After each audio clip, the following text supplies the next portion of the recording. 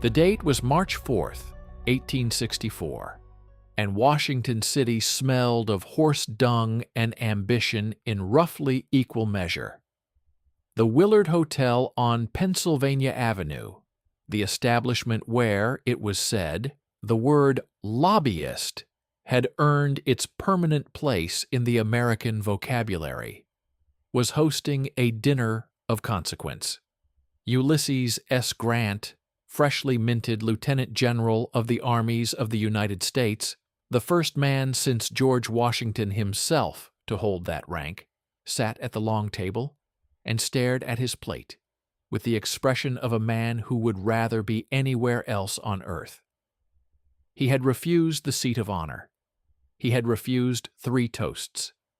He had consumed, by the count of one observant steward, exactly 2 glasses of water and nothing stronger, which was itself a kind of theater in a city that never stopped performing. Lincoln had made Grant General-in-Chief on March 9th, officially, in a ceremony at the White House that lasted 11 minutes. The President, who stood 6 feet 4 inches in his boots and had the angular, sunken face of a man who had been carrying the weight of 300,000 dead for 3 years, shook Grant's hand and said, quietly enough, that only 3 men in the room heard it, "General, the nation's fate is in your hands more than in mine." Grant said nothing. He was 5 feet 8, wore a uniform that looked borrowed, and had the eyes of a man who had already decided how this would end. What Lincoln did not know, what almost no one in the Capitol's elaborate ecosystem of gossip and surveillance had managed to extract, was that Grant had, between February 19th and March 3rd of 1864, written 2 letters addressed directly to the President of the United States. Both letters had been drafted in full. Both had been sealed. Neither had been sent. They sat in a leather dispatch case that Grant carried with him from his headquarters at Nashville, through Cincinnati, through the Willard Hotel's 3rd-floor corridor, and finally into the war itself. Unsent, unreceived, their contents known only to Grant, and briefly to a junior staff officer named Captain Thomas Elias Morrow. Morrow was 26 years old, the son of a Cincinnati dry goods merchant, and had joined Grant's staff in October 1863, after distinguishing himself at Chattanooga by carrying orders across 500 yards of open ground under direct Confederate artillery fire, without, as Grant later noted in his report, the apparent inconvenience of haste. He was not a hero of the romantic sort. He was lean, observant, and possessed of the particular invisible quality that makes a good aide. He could stand in a room and not be noticed, which meant that rooms, in his presence, continued being honest. On the evening of February 20th, 1864, Morrow had been ordered to carry a dispatch case to Grant's temporary office in the Burnett House in Cincinnati. He had knocked, received no answer, entered as instructed, and placed the case on the desk. And as he did so, his elbow caught the edge of a leather portfolio that Grant had left open. 2 folded pages slid onto the floor. Morrow picked them up. He read the salutation on the first: His Excellency, Abraham Lincoln, President of the United States. He read the opening line of the second, which began, "I must inform you, before I accept this command, of 2 facts which I believe you have been deliberately kept from knowing." And then Grant walked in from the adjoining room, looked at Morrow with an expression that contained no anger and no warmth, and said, "Put those on the desk." Morrow did. Nothing further was said. But the aide, who had the kind of mind that stores things involuntarily and retrieves them unbidden at 3 in the morning, did not forget. To understand what Grant had nearly told Lincoln, and why the silence that replaced those letters would cast a shadow across the final 14 months of the Civil War, it is necessary to understand the mechanism Grant inherited in March 1864, because the mechanism was the myth, and the myth was already cracking before a single order had been issued. The Army of the Potomac numbered on paper approximately 119,000 men as of February 1864. Its commanding general was George Gordon Meade, a Pennsylvanian of considerable intelligence and volcanic temper, who had won the Battle of Gettysburg in July 1863 by the unglamorous method of holding on and letting the Confederates bleed against his lines. Meade was not beloved. He was respected in the way a difficult mathematics problem is respected, grudgingly at a distance. His staff called him the Old Snapping Turtle. His subordinate corps commanders included Winfield Scott Hancock, 2nd Corps, a man of genuine ferocity and physical courage; Gouverneur K. Warren, 5th Corps, a gifted engineer who overthought everything; John Sedgwick, 6th Corps, steady and unspectacular; and Ambrose Burnside, 9th Corps, who had already demonstrated at Fredericksburg in December 1862 a capacity for catastrophic error that had cost the Union 12,653 casualties in a single afternoon, and whose continued presence in senior command was one of those inexplicable facts of institutional loyalty that democratic armies seem to generate like weather.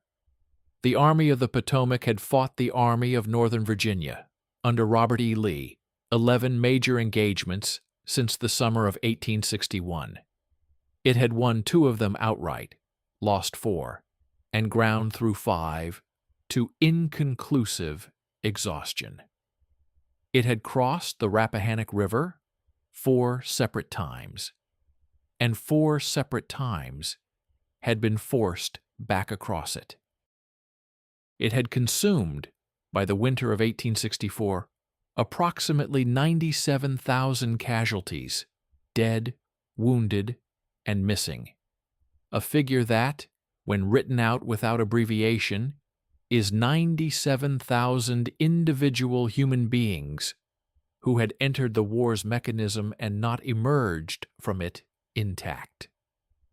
The Army of the Potomac was, in the estimation of its own officers, writing in private letters home in the winter of 1864, an organization that had learned, with great efficiency, how to survive defeat.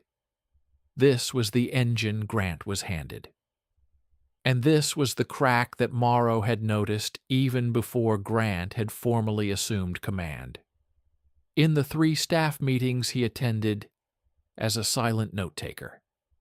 In February 1864, the Army of the Potomac's senior officers spoke of Lee's Army of Northern Virginia the way medieval peasants spoke of an act of God, with a kind of resigned, almost religious acknowledgement of its invincibility. Not openly, not in any statement that could be quoted and condemned. It was in the pauses.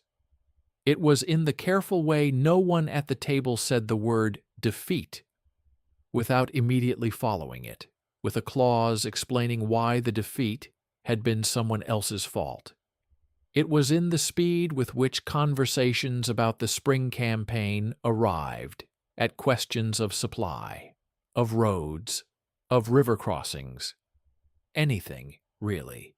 That was not the central question. What will Lee do, and can we stop him? Grant had understood this. He had understood it with the cold, practical clarity that was the most consistent feature of his military mind. Not brilliance, not inspiration, but a kind of merciless arithmetic. He had told his friend and chief subordinate William Tecumseh Sherman, in a conversation at Nashville on March 1st, 1864, that had been recorded by Sherman's aide and partially quoted in Sherman's later memoirs. The Army of the Potomac is the best equipped and worst led force this nation has ever fielded.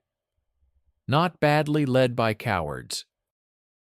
Badly led by men who've been taught to think of Lee as something other than a man. Sherman, who was himself writing a letter to his wife Ellen at that moment, looked up and said, "Sam, if you put that in writing and it gets out, they'll relieve you before you reach Virginia." Grant said nothing. He went back to his maps. But he had put it in writing. That was precisely what he had done on the night of February 19th in room 214 of the Burnett House, by candlelight, with the Ohio River audible 3 blocks away and his orderly asleep in the corridor. He had written the first letter, and it had said, not in these exact words, because the letter no longer exists and never arrived, but in the substance that Morrow glimpsed and that later events would make coherent, that the Army of the Potomac had been psychologically defeated before the 1864 campaign began, and that correcting this would require Lincoln to do something that no president in a democracy, in an election year, could easily survive doing: removing not just 1 or 2 commanders, but the entire senior layer of an army that the Northern public had invested with enormous symbolic significance, and replacing them with men who had not yet learned to lose. The second letter, of which Morrow had read only the opening line, was addressed to the same man, and concerned a different and more specific problem, one that touched not on the Army's spirit, but on its arithmetic, and on a set of numbers that someone, somewhere in the labyrinthine machinery of the War Department, had been reporting incorrectly for reasons that may have been incompetence, or may have been something more deliberate. The spring thaw in Virginia that year came late. On March 9th, the day Grant received his commission in the White House's Blue Room, the temperature in Washington was 34 degrees Fahrenheit, and there was a fine, persistent rain that turned the unpaved streets to something resembling brown porridge. Grant rode back to the Willard in a borrowed carriage, the leather dispatch case on the seat beside him. The 2 letters were still inside it. He had decided somewhere between Nashville and Washington that he would not send them.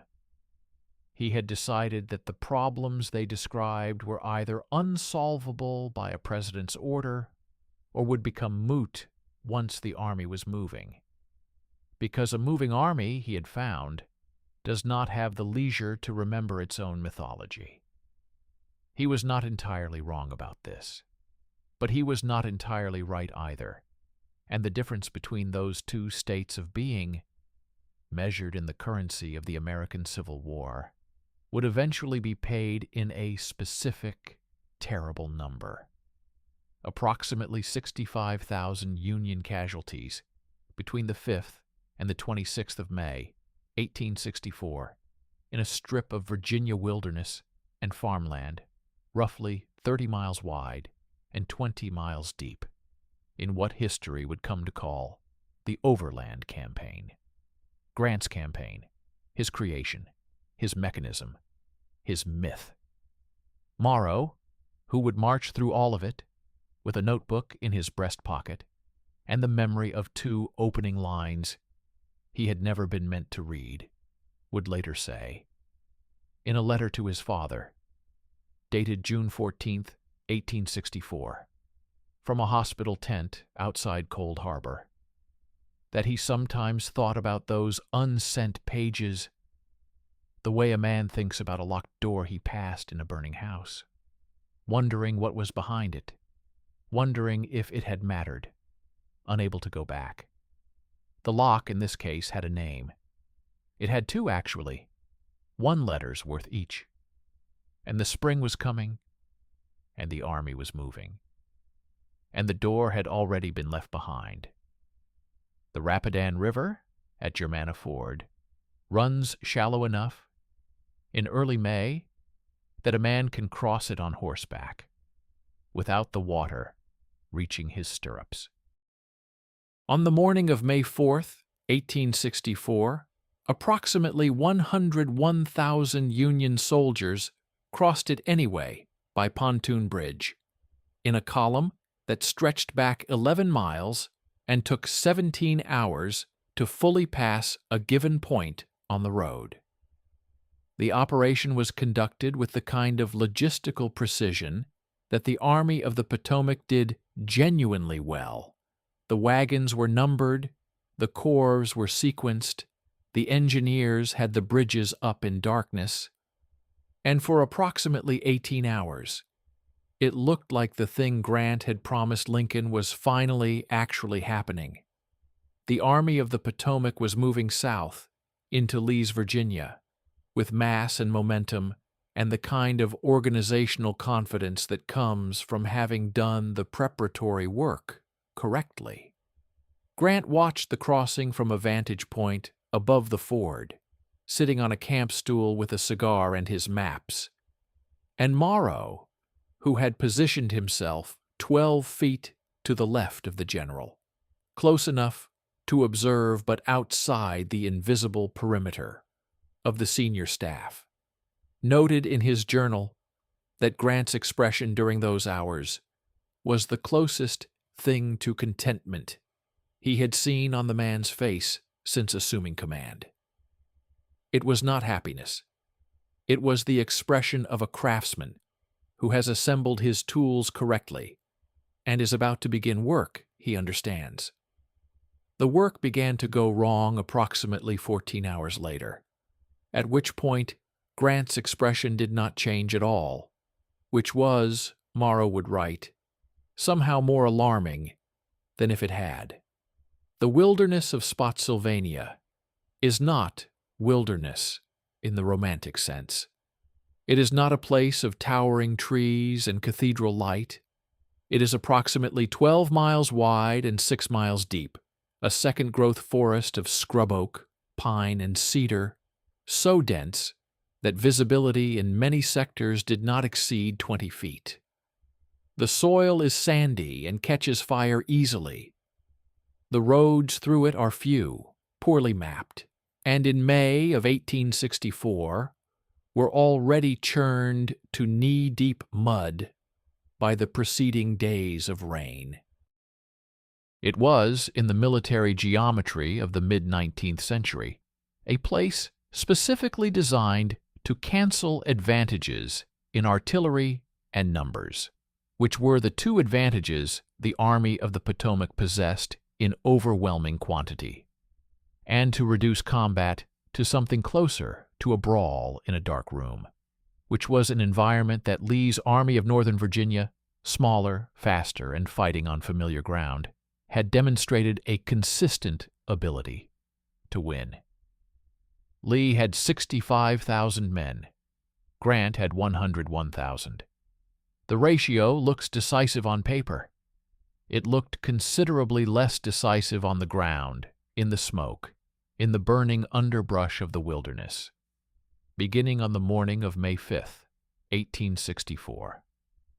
The first letter's ghost arrived precisely here, though no one present would have recognized it by that name. What Grant had written to Lincoln in February, the substance of which Morrow had only glimpsed, but which Grant's subsequent orders and behaviors allow a historian to reconstruct with reasonable confidence, concerned the Army of the Potomac's psychological architecture, its ingrained institutional reflex toward caution when confronted with Lee's name. And that reflex activated on May 5th with the mechanical reliability of a well-oiled lock.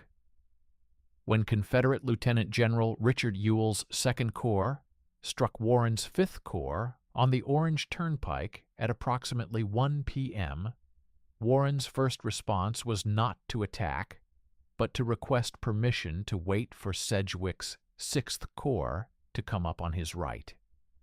The request went up the chain. There were discussions. There were counter-requests.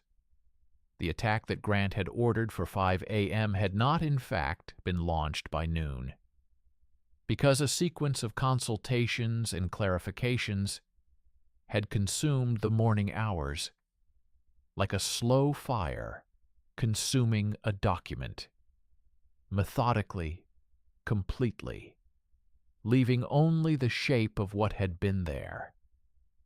Grant, when informed of the delay, said nothing for approximately 4 seconds.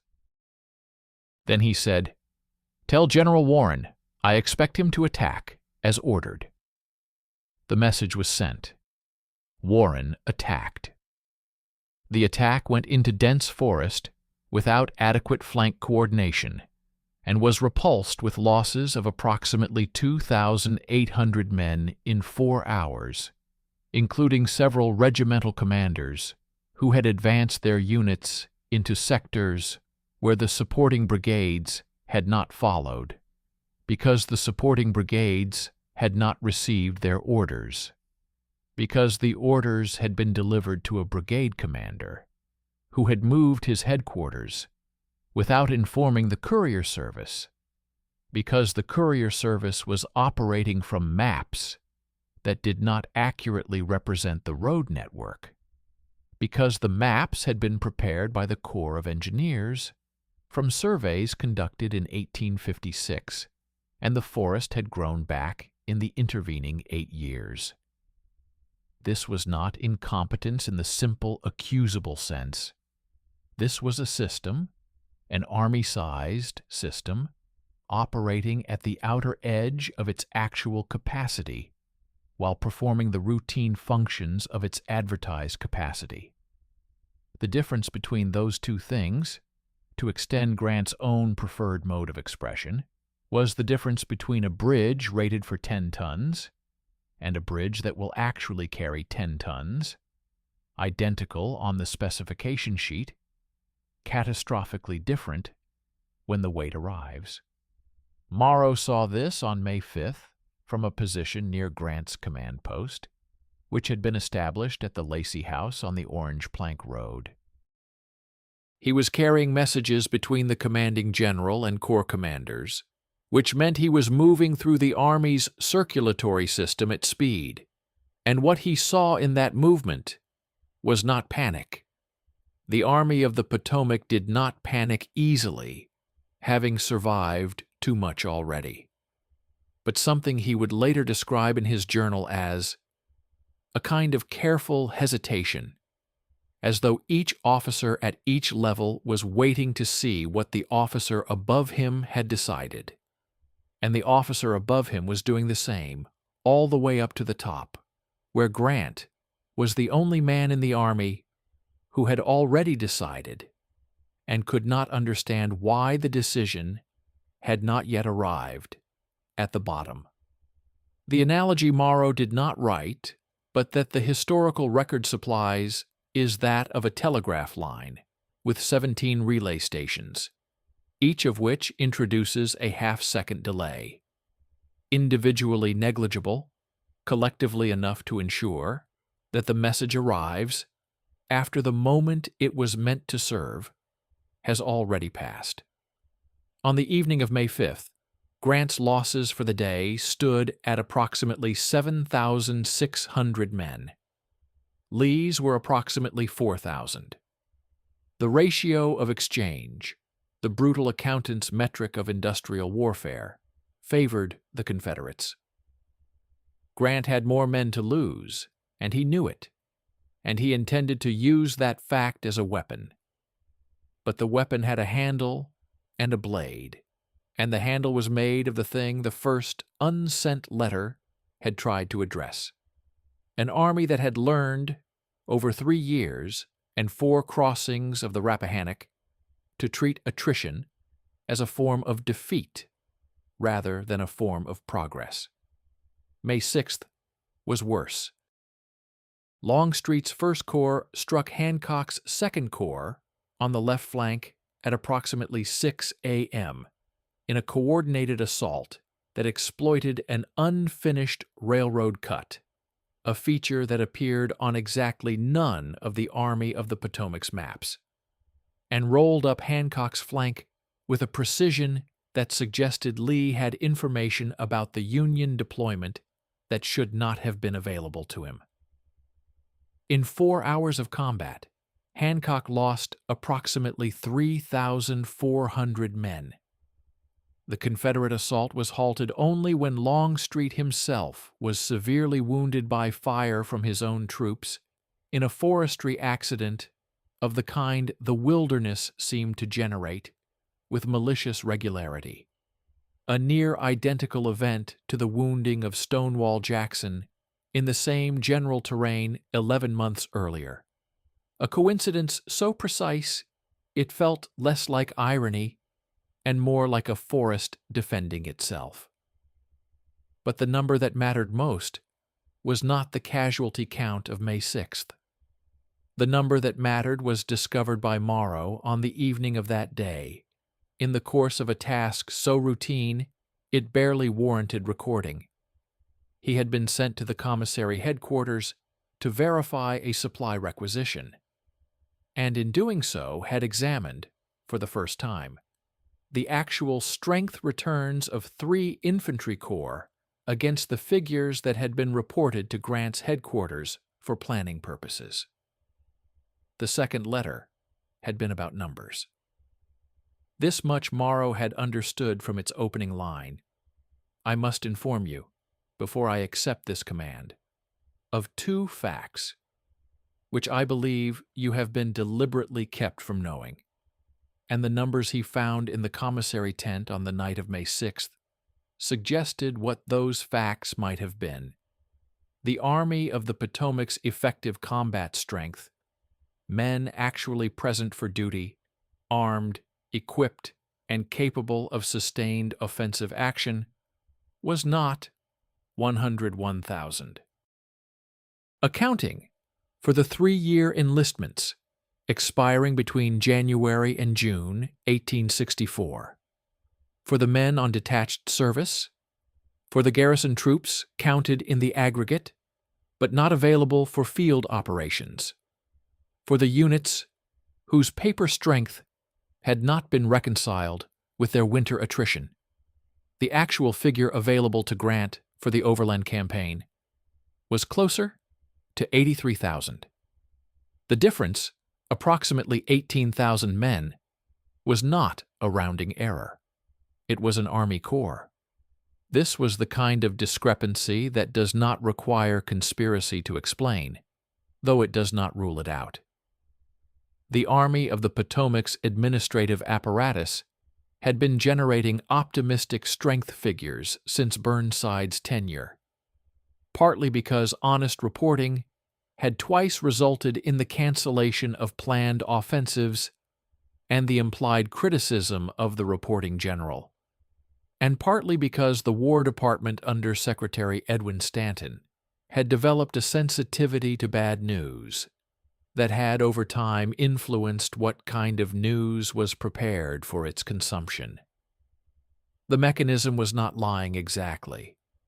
It was the bureaucratic equivalent of a doctor who reports a patient's best recent blood pressure reading rather than the average, technically accurate, practically misleading, and potentially fatal when the patient is asked to climb stairs.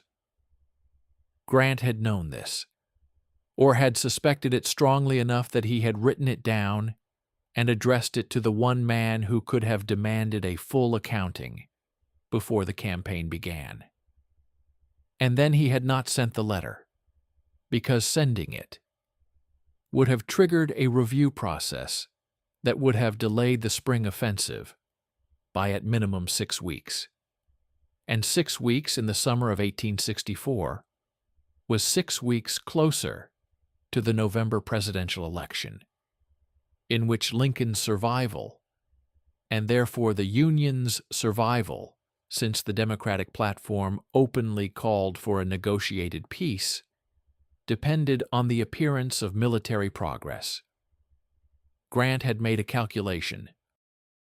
It was the calculation of a man who trusted his own ability to compensate for a deficiency more than he trusted the institutional machinery to correct it.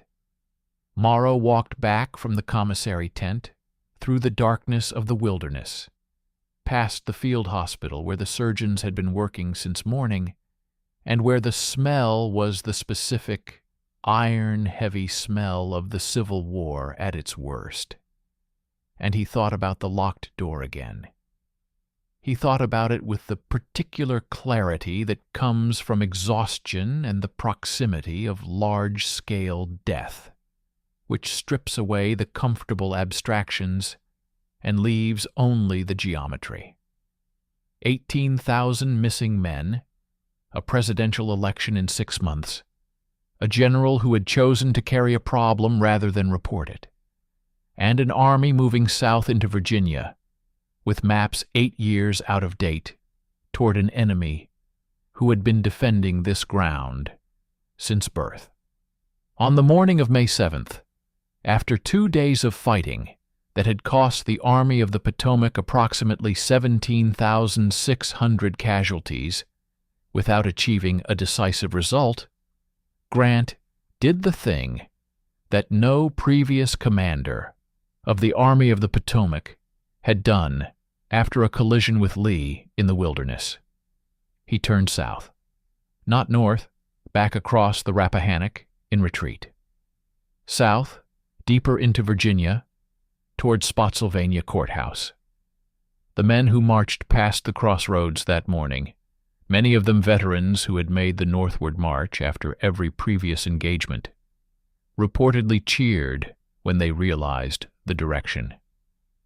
It was one of the genuine moments of the war, documented in a dozen memoirs and regimental histories, the moment when the Army of the Potomac understood that it had a commander who was not afraid of Lee.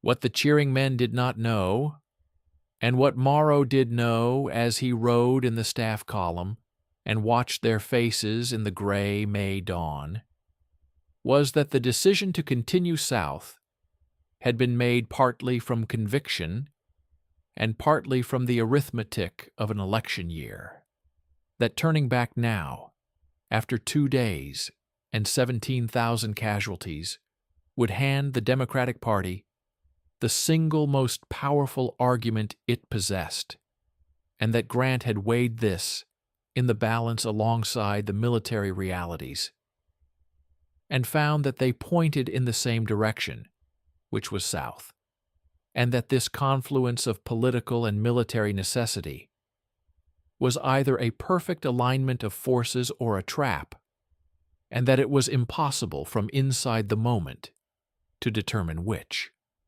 The road to Spotsylvania was 11 miles. Lee's infantry, moving faster on interior lines, would reach it first. The race would be lost by approximately 45 minutes, a margin so narrow it has been debated by historians for 150 years, and the cost of losing it would be calculated in the blood of the next 3 weeks. The dispatch case with the 2 unsent letters was riding in a supply wagon somewhere in the column behind Grant. It was wrapped in oilcloth against the May rain. It was going south with the army, carrying its silence like a private passenger, and the army was moving toward a crossroads courthouse in the Virginia countryside, where, in approximately 18 hours, the second phase of the catastrophe would begin. Morrow noted the date in his journal that evening, May 7th, 1864. He wrote, "We are moving toward something. I cannot tell if it is victory or the final proof of what those letters said." He was right that it was one of those 2 things. He would spend the next 19 days finding out which. Cold Harbor is not a harbor. There is no water there, or there wasn't in 1864. The name derives from an old Tidewater expression for a tavern that offers shelter but no hot food, which is a description so perfectly suited to what the place became in the first days of June 1864 that it reads less like etymology and more like prophecy. It is a crossroads in Hanover County, Virginia, approximately 9 miles northeast of Richmond, and on the morning of June 3, 1864, approximately 50,000 Union soldiers rose from their shallow trenches at 4:30 a.m. and walked into Confederate rifle and artillery fire across approximately 800 yards of open ground. In 11 minutes, by the most conservative estimates drawn from after-action reports of participating units, the Army of the Potomac suffered between 6,000 and 7,000 casualties. The 18th Corps alone lost 2,200 men in the first 30 minutes.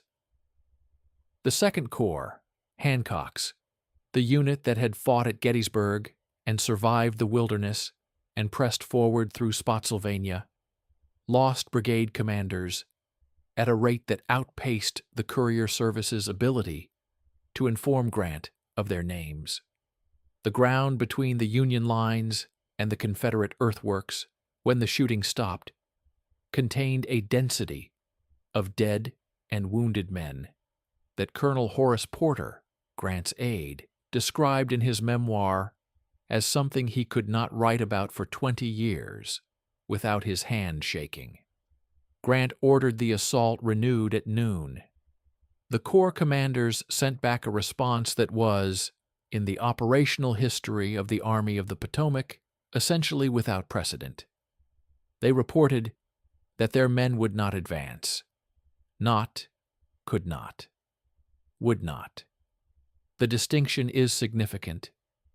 It was not a failure of physical courage in men who had demonstrated physical courage under conditions that would have destroyed most armies on earth. It was a collective judgment, arrived at simultaneously by tens of thousands of individual soldiers who had been in the field for 30 days and covered approximately 100 miles, and lost, by the morning of June 3rd, somewhere between 44,000 and 50,000 casualties since crossing the Rapidan, a figure that exceeded the entire Confederate force Grant had faced at the start of the campaign. The arithmetic of the second unsent letter had arrived, finally and completely, at its destination. Morrow was at Grant's headquarters at the Beulah Church when the reports came in from the Corps commanders on the morning of June 3rd. He was not in the room where Grant received them. He was outside, in the thin June heat, holding 2 horses and watching the orderlies move in and out with the particular accelerated purposefulness that indicates things going wrong at speed. He could not hear what was said inside. But he saw Grant emerge 40 minutes after the last report arrived, and he saw the general's face for the first time in 30 days carry something that was not the flat, controlled arithmetic of the man who had stared at maps in Cincinnati and decided not to send 2 letters. What Morrow saw and recorded that evening in his journal, with the careful precision of a man who understood he was writing for a future he could not predict, was not defeat. It was acknowledgment, the expression of a man who has been carrying a weight he chose to carry and has now arrived at the place where the carrying ends and the setting down begins, and who understands, for the first time in the full dimensions of the fact, how heavy it was. Grant wrote in his memoirs, published 21 years later as he was dying of throat cancer and racing his own death to finish the manuscript, that Cold Harbor was the one attack he wished he had never ordered. It is one of the most quoted sentences in American military literature, and it has the quality of all genuinely honest confessions. It is both completely true and carefully incomplete. It acknowledges the tactical error without addressing the strategic architecture that made the tactical error almost inevitable. The missing 18,000 men, the maps 8 years out of date, the Army whose psychological relationship with Lee had been correctly diagnosed in a letter that never left a leather dispatch case in Cincinnati, Ohio. To understand what those 2 unsent letters might have changed, it is necessary to construct, with the rigor that counterfactual history demands and the humility that it requires, the actual chain of causation that the letters were meant to interrupt. The first letter's argument, reconstructed from Grant's subsequent orders, his conversations with Sherman, and the internal logic of the campaign he actually ran, was essentially this: the Army of the Potomac could not be used as an instrument of decisive offensive action until its senior leadership was comprehensively replaced, because the existing leadership had been culturally conditioned through 3 years of repeated collision with Lee to treat tactical setbacks as strategic defeats, and to respond to Confederate initiative with defensive consolidation rather than continued pressure. Grant had addressed part of this problem by attaching himself personally to the Army of the Potomac rather than commanding from Washington, a decision that placed him physically in the Army's nervous system and allowed him to override the institutional reflexes at the moment they activated. But physical presence cannot substitute for institutional reform, and the Wilderness demonstrated this on May 5th and 6th with the clarity of an experiment that has been run to completion. Warren's delay, the uncoordinated attacks, the maps, the strength returns, the 45 minutes lost on the road to Spotsylvania. All of these were expressions of an organizational culture that Grant had correctly identified and had chosen to manage rather than correct. If Lincoln had received the first letter, the most probable response, given Lincoln's demonstrated willingness to remove generals when presented with coherent evidence rather than political pressure, as shown by his removal of McClellan in November 1862 and his support for Grant himself against the objections of the Congressional Committee on the Conduct of the War, would have been to authorize a comprehensive review of the Army of the Potomac's Corps command structure before the spring campaign.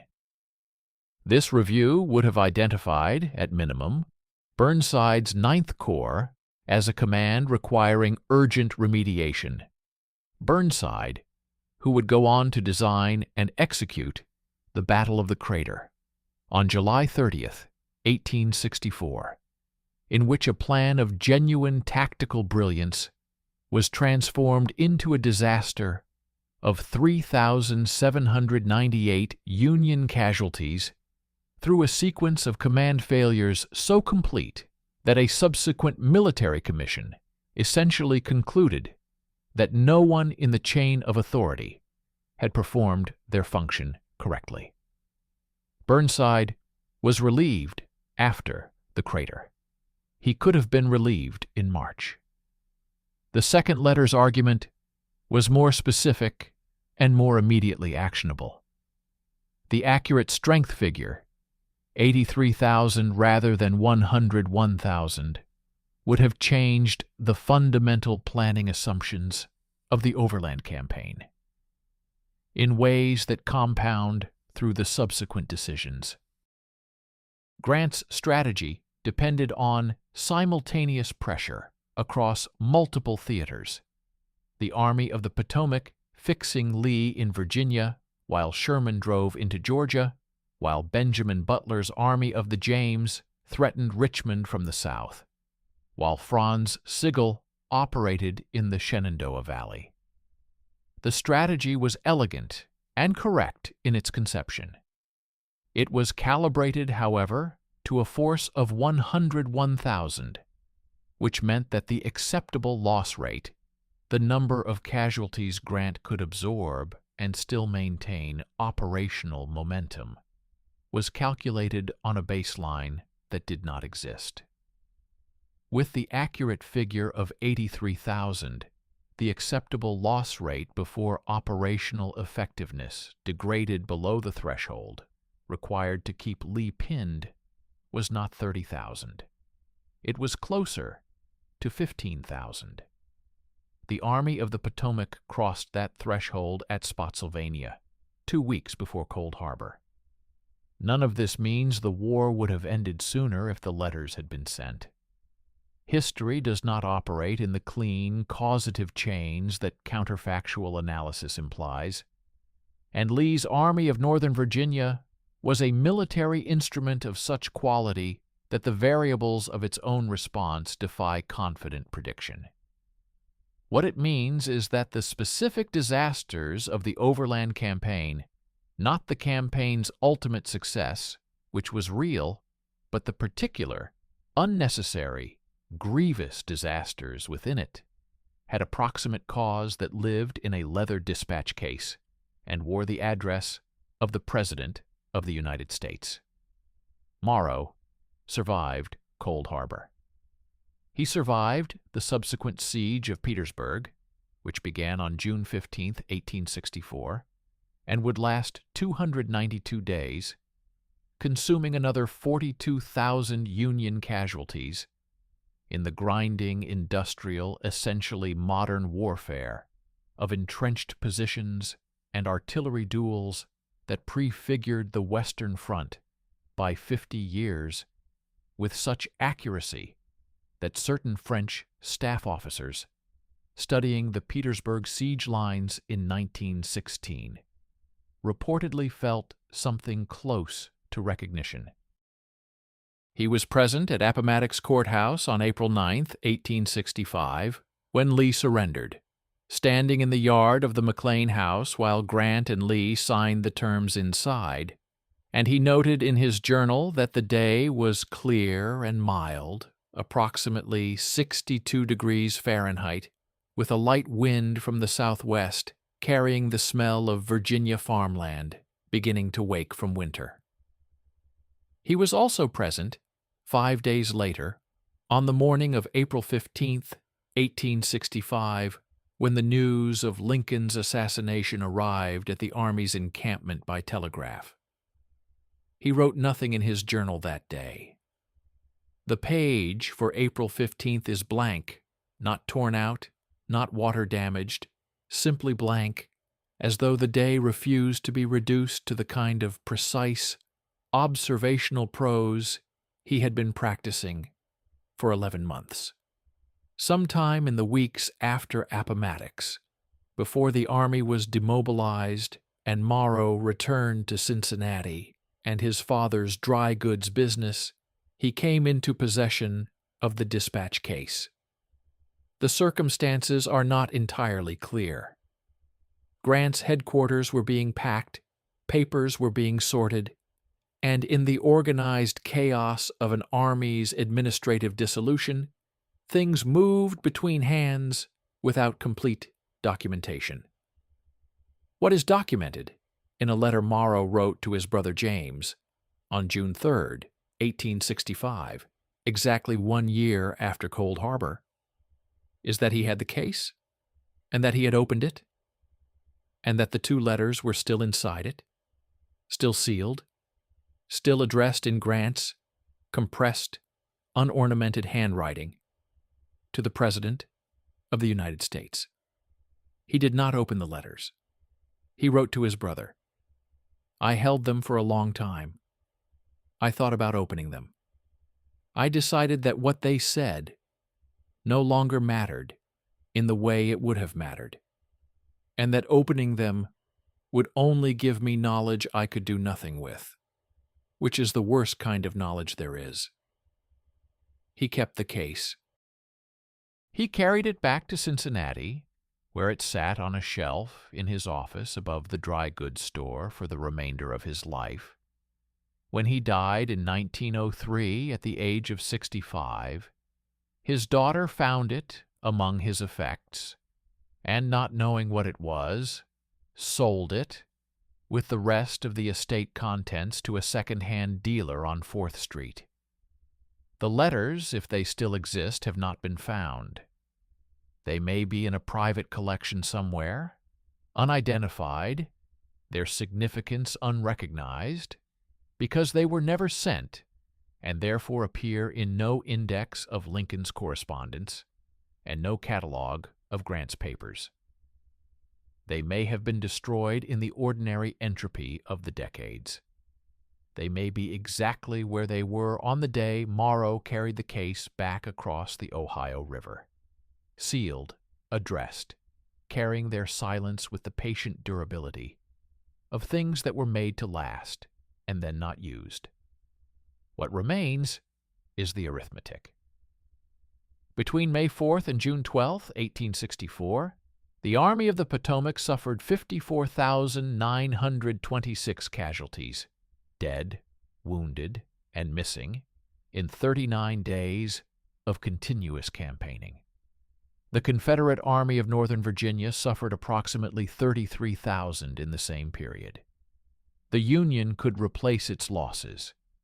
The Confederacy could not. And this was the strategic logic that justified the campaign's cost in Grant's own accounting and in the subsequent judgment of military historians. The Union won. Lee surrendered 11 months later. The country was reunified. The institution of slavery was constitutionally abolished by the 13th Amendment in December 1865. These are facts. They are also, in the way that all decisive victories become, a kind of narrative gravity that pulls everything toward the outcome and makes the path there seem, in retrospect, more inevitable than it was. The 54,000 casualties of the Overland Campaign are inside that gravity, absorbed into the larger fact of the Union's preservation, their individual deaths rendered meaningful by the outcome they contributed to. This is the story that monuments tell. It is not false, but it is incomplete in the specific way that all official narratives are incomplete. It does not include the dispatch case, or the 2 sealed letters, or the 18,000 missing men on the morning of May 4th, or the 45 minutes lost on the road to Spotsylvania, or the 11 minutes at Cold Harbor that cost 7,000 lives. Grant became President of the United States in 1869. He served 2 terms and was a mediocre president by most measures, and a disastrous one by some, primarily because the administrative and institutional gifts he lacked as a military commander, the ability to manage systems he had not personally built, the willingness to remove subordinates whose loyalty he valued, were precisely the gifts a president requires, and a general can partially substitute for with physical presence and force of will. He was, by the late 1870s, a man whose historical reputation was already undergoing the first of its several revisions, and by the time he died in 1885, it had become conventional to separate the general from the president as though they were different men. They were not different men. The general who did not send the letters was the same man who, as president, repeatedly failed to act on information he possessed about corruption within his own administration, until the acting had become impossible. The mechanism was identical. The calculation that personal management of a known problem was preferable to the institutional disruption of reporting it honestly, performed by a man who trusted his own capacity to compensate more than he trusted the systems around him to correct. It worked brilliantly in some circumstances. At Cold Harbor, on June 3, 1864, at 4:30 in the morning, it did not work at all. Morrow's dispatch case was an ugly thing: brown leather, brass fittings gone green with age, a strap that had been repaired with a different grade of leather that never matched. It was not the kind of object that ends up in a museum. It was the kind of object that ends up in a second-hand dealer on 4th Street in Cincinnati, unremarkable, unidentified, priced at whatever seemed reasonable for old leather and green brass. It held, for the length of Morrow's life, 2 letters that described with considerable accuracy the reasons why 54,000 men would become casualties between May and June of 1864, addressed to the one man who might have been able to change at least some of those reasons, sitting sealed and silent while the army they described crossed the Rapidan and entered the wilderness, and lost 45 minutes on the road to Spotsylvania, and attacked at dawn across 800 yards of open ground at a place that offered shelter but no warmth. The letters were never meant to be a monument. They were meant to be read. The difference between those 2 things is the distance between a dispatch case on a shelf in Cincinnati and a decision made in Washington in March of 1864, a distance of approximately 500 miles, or the length of one unsent telegram, or the space between a man's hand and the action his hand did not take. The war that followed was won. The cost was real. And somewhere in that arithmetic, in the gap between what was reported and what was true, between what was written and what was sent, between the man Grant was and the President Lincoln needed, 54,000 names are waiting for a history that is honest enough to hold them all.